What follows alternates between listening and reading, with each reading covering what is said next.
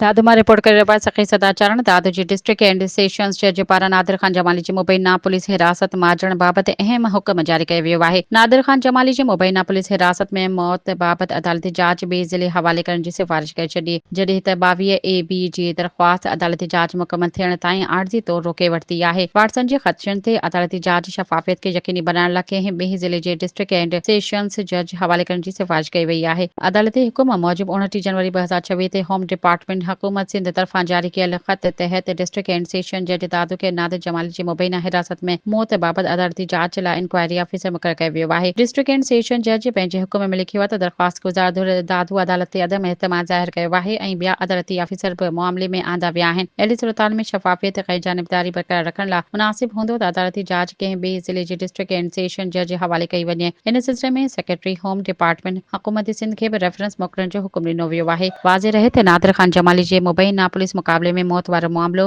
ज़िले में अॻु ई संजीदा बहस जो मौज़ू बणियल आहे। हाणे अदालती जांच ॿिए ज़िले हवाले थियण जी सिफ़ारिश खां पोइ केस नएं मरहले में दाख़िल थी वियो आहे।